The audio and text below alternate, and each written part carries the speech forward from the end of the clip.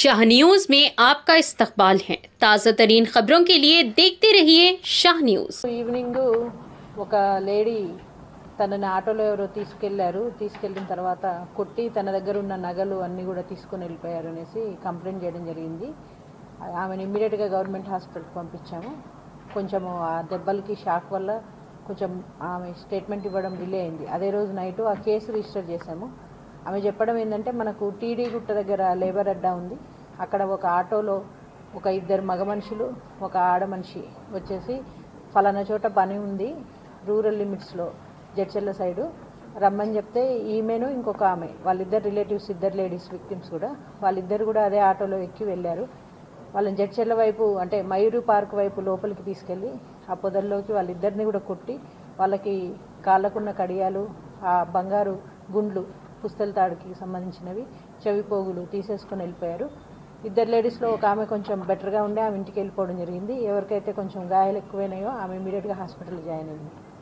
Very next day మళ్ళీ మనకు same complaint రావడం జరిగింది. దాని మీద అప్పయ్య అండ్ టీమ్, మనకు 1 టౌన్ ఇన్స్పెక్టర్ సీనయ్య ఎస్ఐ వాళ్ళ టీం అందరూ కలిసి కూడా మనకు లోకల్లో ఈ మధ్యలో మనం చాలా మటుకు డోనార్స్ సహాయంతో సీసీ కెమెరాలు పెట్టడం జరిగింది. ఆ కెమెరాలతోని ఆటో అని చెప్పేసరికి మన దగ్గర ఆటోలో మొత్తం 5,700 ఆటోల డేటాబేస్ ఉంది. సో వెరిఫై చేయడం జరిగింది. అయితే వీళ్ళు చాలా తెలివిగా ఆటో మీద మనకు ట్రాఫిక్ నెంబర్ ఏదైతే ఉందో దాన్ని కవర్ చేసేసారు, ఇంకో పట్టా పెట్టేసి. సో ఆ నెంబర్ కూడా కనబడలేదు. బట్ దాన్ని చేంజ్ చేసుకుంటూ వెళ్ళారు. ప్రతి పాయింట్లో కూడా వెరిఫై చేసుకుంటూ ఆ ఆటో ట్రేస్ చేయడం జరిగింది. దాని నుంచి మనకు ఈ ముగ్గురు కూడా దొరికారు. ఇద్దరు మగ మనుషులు ఎవరైతే ఈ భరత్, శోభ, నరేష్, ఈ ముగ్గురు. ఫస్ట్ అఫెన్స్ వచ్చి ముగ్గురు కలిసి చేశారు. రెండో అఫెన్స్ మాత్రం ఈ నరేష్ అనే అతను ఒక్కడే చేశాడు. ఇంకా ఏమున్నాయేమో చూడాల్సింది. ఈరోజు అరెస్ట్ చూపిస్తున్నాము.